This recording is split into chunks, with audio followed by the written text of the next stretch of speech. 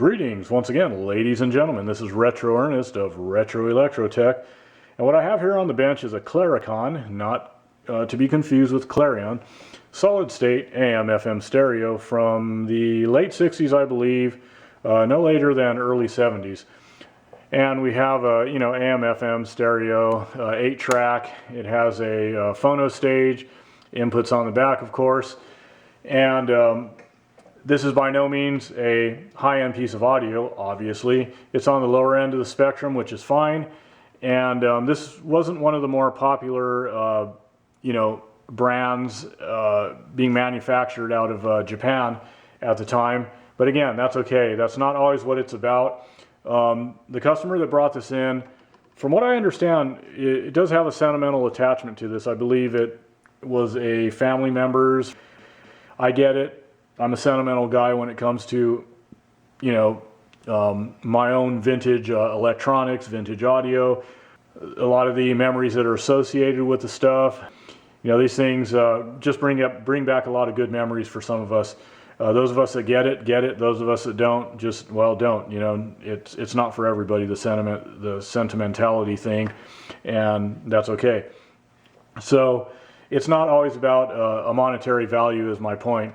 Of course, everybody has a cap off. Everybody has their limits as to, what extent they're willing to go to repair or restore a piece of equipment like this. But for the most part, it's not always associated with a dollar sign. Some people are willing to put more into a piece of equipment than it is worth if they have another form of value invested in it, namely what I just mentioned, sentimental value. So if that's the case and the customer is going to want to press on, then I probably will end up doing that. And but what he wants me to do initially is just, again, perform a preliminary evaluation, inspect what I can, and go from there and give him an idea of what it's going to take to bring this back up to speed based on my findings. So that's all logical and good. So anyways, on that note though, I wrote down on the service tag that there was a channel issue, no audio, will inspect and advise. So when the customer brings a piece of equipment, obviously I ask them, hey, what's going on with it, or what's it doing or not doing, and jot all that down. So I don't know what this individual was experiencing, but when I performed an initial, let me pull this light up, safe power up on the current limiter, and checked the usual things such as DC level on the speaker terminals. Everything was looking good, and this does power up, and there is audio. As far as FM stereo is concerned, I do have audio on both channels, so everything seems to be working there. AM as well. The phono stage appears to be lacking gain. It seems a bit diminished. In fact, I have, let me click over. So I have a 1 kilohertz tone at 5 millivolts fed into this unit here, and if we turn up the volume, I'll just kick it up all the way. Not much to speak of. Now that might sound loud to you folks, because it's a 1 kilohertz tone, and it's certainly annoying, but in the shop here, it's certainly not as loud as it should be. So again, that's going to be something that, if the budget permits, I'm going to need to suss out, and we'll see if I can improve upon that. I have no schematic, whatever the case, but this is a fairly straightforward unit, and a little bit of just, again, kind of sussing out the signal path and whatnot. I'll get to it again if the budget is there. And as far as the 8-track is concerned on this thing, it is working, and it appears to be playing at the appropriate speed, but I have a very diminished right channel, and I believe that is associated with the head. And what I think is going on, there is a lot of crud, a lot of oxide buildup, and I'm gonna pan through the through the door here in just a moment. But let me just go ahead and pop in a test tape real quick and just demonstrate that it does work. And the belt here seems to be in okay shape, all things considered. It's not all cracked and screwed up. It doesn't seem to be horribly overstretched, a little bit, but not too bad. I've seen worse, of course. So let me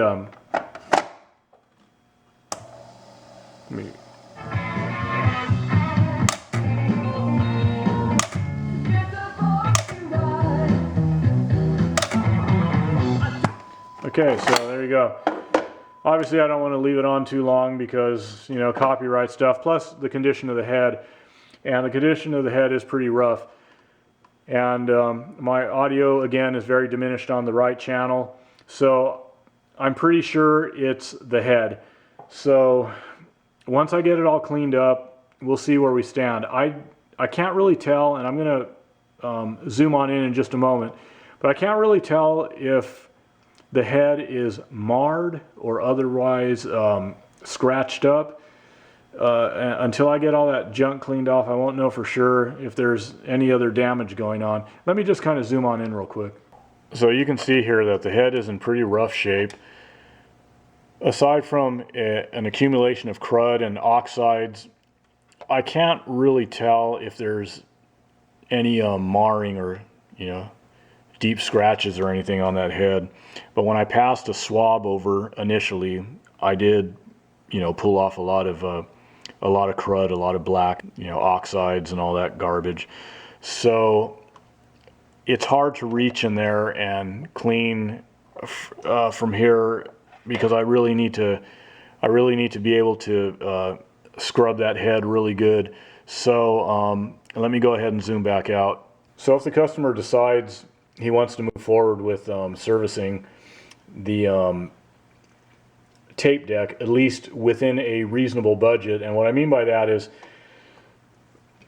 the proper way that I would ideally want to go about it is to, of course, strip everything, thoroughly clean the mechanisms, reintroduce lubricant appropriately to the working surfaces of the mechanism, and just do it right, or at least do it thoroughly.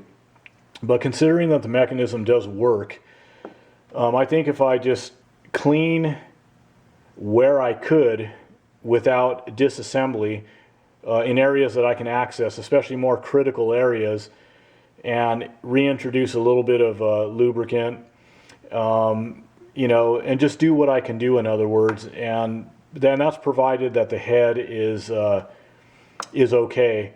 Then, you know, that may be an option for the customer.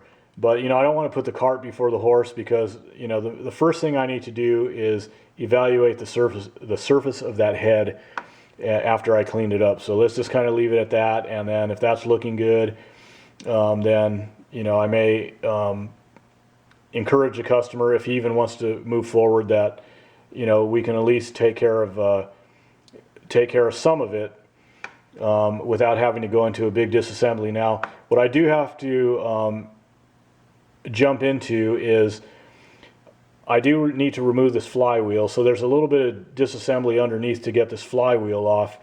And let me get this belt off. Get this flywheel off because the head is underneath here. And like I said, I want to have easy access to it so I could really, really clean it. And that's the first thing I want to do. So there is going to be a little disassembly one way or the other. So again, that's why I need to consult with the customer, obviously, before moving on to see if he even wants to do this. And then one last thing while I am hovering over the top here. The dial face lights are out, and there's, I think, 2 bulbs from what I can see, but this housing here, you can see it has the pulleys on it for the dial string. So this housing needs to come off. So it's going to be a little bit, I don't know, a little bit of a song and dance from what I can see to get this off. I think if I get this screw over here, and then there's one over here, I'm pretty sure it'll come off, but I'm going to have to secure the dial string to to the main pulley here, the this black pulley, and carefully remove the string from these 3 pulleys here. There's one over here, one over here, and one over here, but namely the ones on the housing here. If I could get this housing off okay, then I should be able to replace the bulbs as well if he wants me to, again, continue with this. So that's where I am on this unit. Even if I get the green light, I really doubt if I'm going to make another video going into this, because after this evaluation, even if he does want to move forward, I do have to set it on the back burner because I have so much equipment that I'm going through right now. So he'll have to wait on this if he's able to, and that's where I am. So again, I'm going to cut it here, and like I always say, peace, love, music, and the vintage audio that brings it to your ears. So till next time, you guys take care of yourselves, please. This is a poor man's shoe production.